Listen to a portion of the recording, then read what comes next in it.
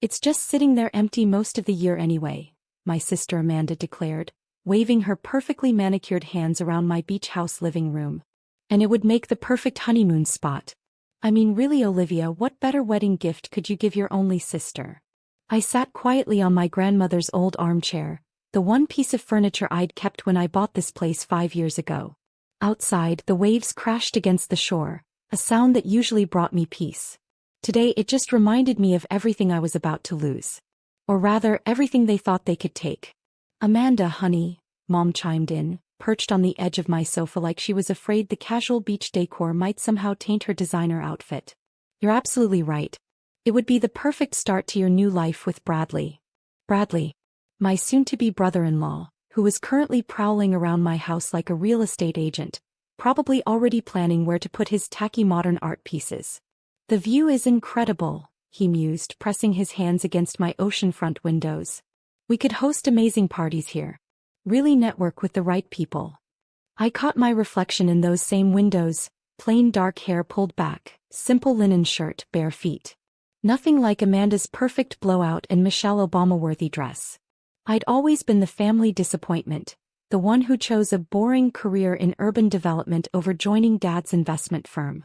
Olivia, Mom's voice took on that familiar edge of disapproval. You haven't said anything. This is your chance to finally contribute something meaningful to the family. Contribute. As if the past 15 years of building my own success meant nothing because I'd done it outside their carefully curated world. The house isn't available, I said quietly. Amanda's perfectly plucked eyebrows shot up. What do you mean not available? You're here like what, 3 weekends a year?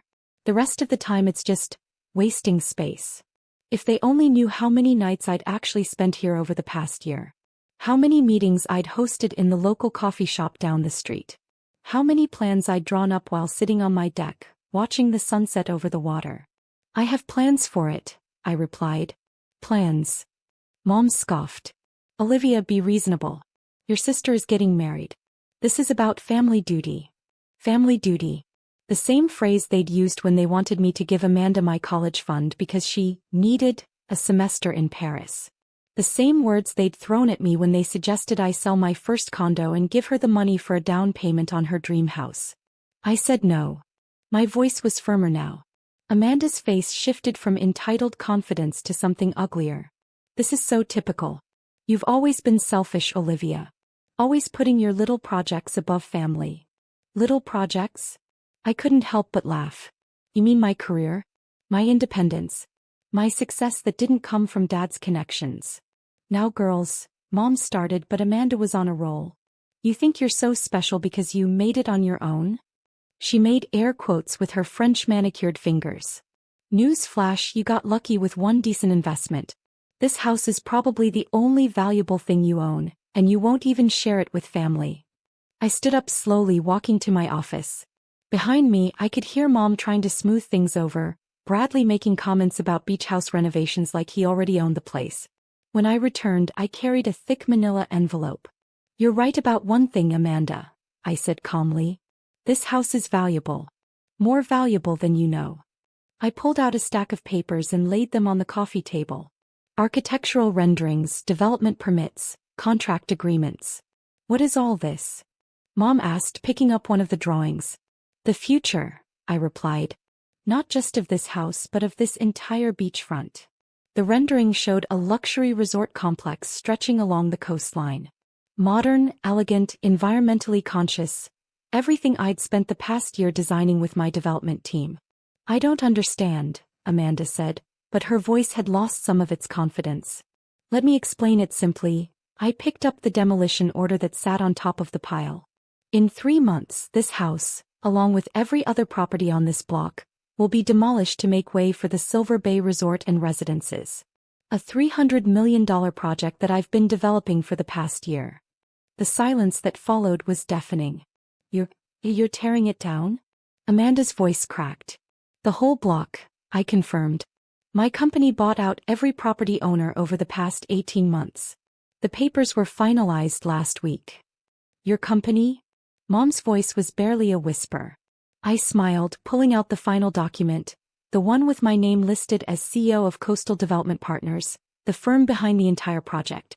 Those little projects you mentioned? I said to Amanda. They paid off. Really well.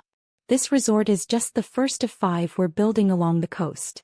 Bradley, who had been unusually quiet, suddenly found his voice. Wait, CDP. The company that's revolutionizing luxury coastal properties? That's yours. Every square foot, I confirmed. So you see, Amanda, I can't give you the house for your honeymoon. Because in 3 months it won't exist. None of this will. I gestured to the windows where the sun was setting over the water. But hey, once the resort is built, you're welcome to book a room. I hear the honeymoon suite will have an amazing view.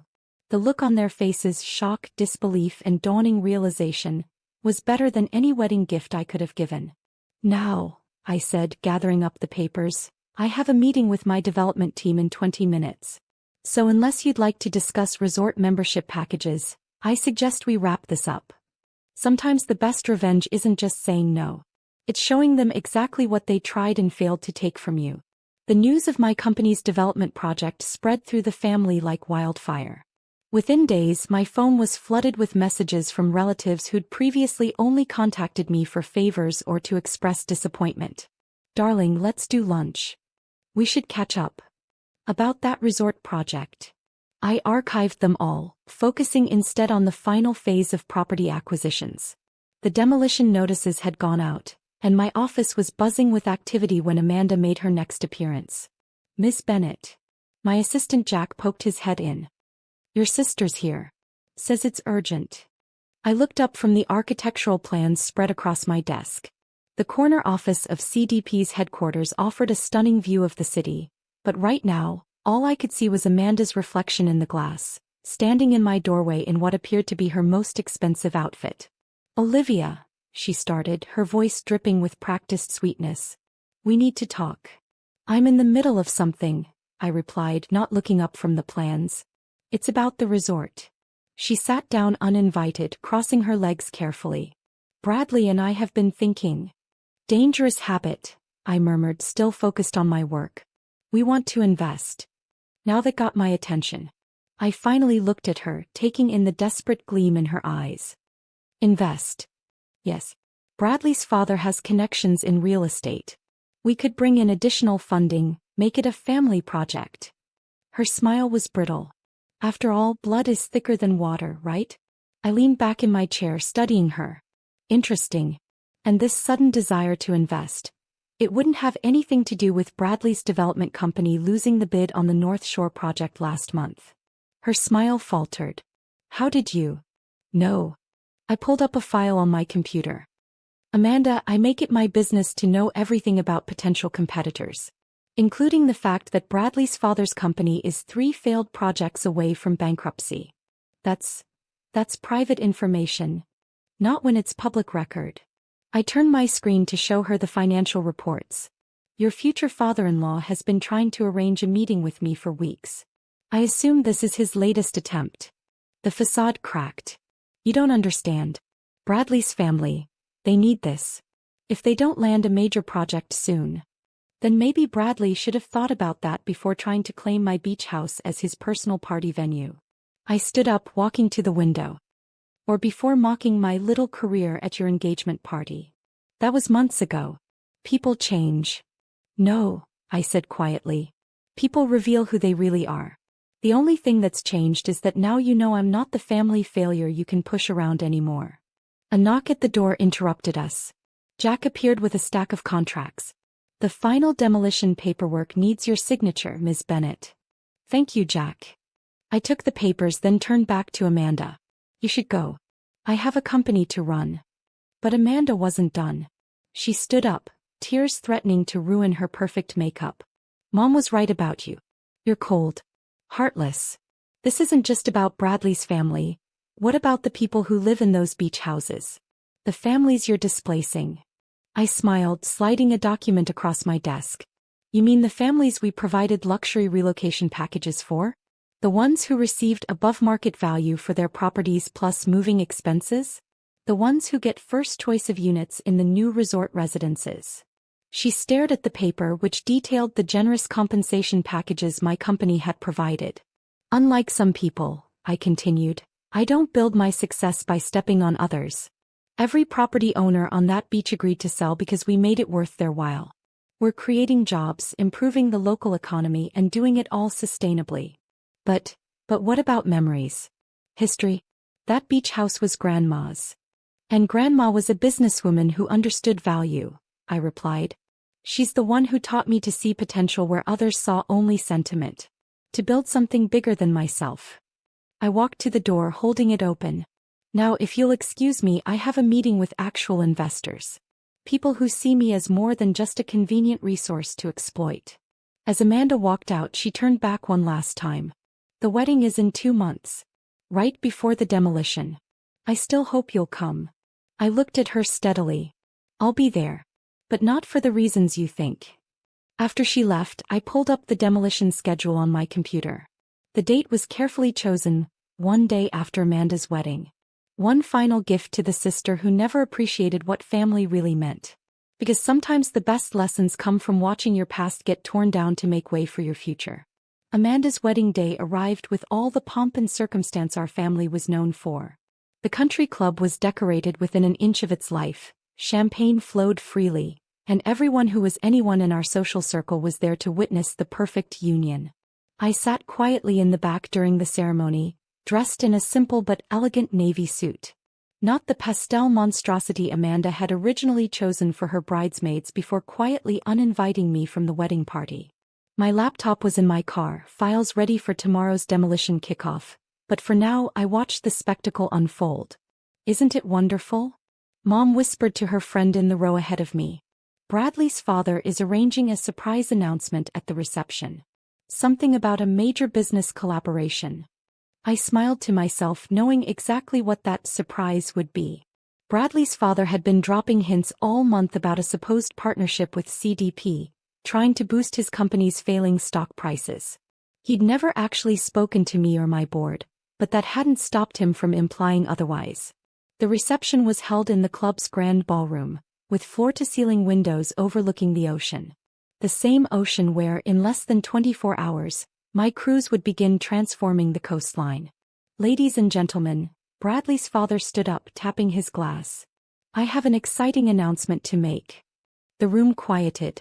Amanda beamed, clearly in on whatever scheme they'd cooked up. I took a slow sip of champagne and waited. As many of you know, our family's company has been a leader in development for generations. Today, I'm thrilled to announce our newest venture, a partnership with Coastal Development Partners for the new Silver Bay Resort. Applause broke out. Amanda shot me a triumphant look from the head table. I simply checked my watch and stood up. Actually, I said, my voice carrying across the suddenly quiet room, I have an announcement of my own. All eyes turned to me. Mom's face went pale. Since Mr. Harrison has brought up the Silver Bay project, I should probably mention that demolition begins tomorrow at 9 a.m. sharp. And CDP has no partners in this venture. Never did, never will. The silence was deafening. But you can't. Bradley's father sputtered. We announced. You announced a lie, I corrected calmly. One that could be considered stock manipulation, given your company's public trading status. My lawyers will be in touch about that, by the way. Amanda stood up, her white dress rustling. You're ruining my wedding. No, Amanda. You tried to use your wedding to manipulate a business deal. There's a difference. I picked up my purse. The demolition crews are already in position. In fact, I pulled up a live feed on my phone and projected it onto the ballroom's display screen. The beach houses were visible, including my old one with construction equipment ready and waiting. Consider it my wedding gift to you, front row seats to watch your last attempt at exploiting me get demolished. Bradley's father was frantically working his phone, probably trying to contact his lawyers. Several guests were already leaving, no doubt rushing to dump their shares in his company before the market opened tomorrow. You heartless witch, Amanda hissed, tears streaking her perfect makeup. This was supposed to be my perfect day. And it still can be, I replied softly. Just not the way you planned. Sometimes perfect moments come from watching karma unfold. I walked to the door, then turned back one last time. Oh, and Mom? About that family duty you're so fond of mentioning? My duty was to show you all that success built on manipulation never lasts. Consider that lesson my contribution to the family legacy. The next morning I stood on the temporary platform we'd erected on the beach, surrounded by my actual business partners, local officials and media. The demolition countdown began as the sun rose over the water. My phone buzzed with a message from Amanda. "I hope you're happy destroying our childhood memories." I typed back, "Not destroying. Building something better. That's what real success looks like." As the first building came down, marking the beginning of the Silver Bay Resort project, I thought about Grandma. She'd left me that beach house not because she wanted it preserved forever, but because she knew I'd see its true potential. "Sometimes," she used to say, "you have to tear down the small dreams to build the big ones." The crowd cheered as the demolition continued. My project manager handed me the ceremonial hard hat and I smiled for the cameras. Tomorrow the headlines would read, "CDP begins revolutionary coastal development, not family drama ruins society wedding." Because in the end, success isn't about what you tear down. It's about what you build in its place. And sometimes, the best foundation is built on the rubble of other people's expectations. 3 years later, I stood in the penthouse suite of the Silver Bay Resort, watching another sunset over the ocean. The property had exceeded all projections, becoming the most sought-after destination on the coast. A familiar face appeared in the reflection behind me, Amanda, looking older and slightly less polished. "Your assistant said I'd find you here," she said quietly. "Here to demand another wedding gift?" I asked, not turning around. "I heard about your divorce." "No," she sighed. "I came to say you were right. About everything. Bradley, his father, the way our family operated. I get it now." I turned to face her. "Do you? The resort, it's incredible. You didn't just build a hotel, you created something that actually helps people. Jobs, tourism, environmental protections." She gestured to the view. "It's so much better than a beach house for one family's ego." I smiled, remembering Grandma's words about small dreams and big ones. "There's a junior executive position opening in our community relations department," I said carefully. "If you're interested in learning how to build something real." Her eyes widened. "You'd give me a chance? After everything?" "Not give. Offer. You'd have to earn it just like everyone else." She nodded slowly. "I'd like that. To earn something for once." As we stood watching the sunset, I realized some demolitions make way for more than just new buildings. Sometimes they make space for new beginnings.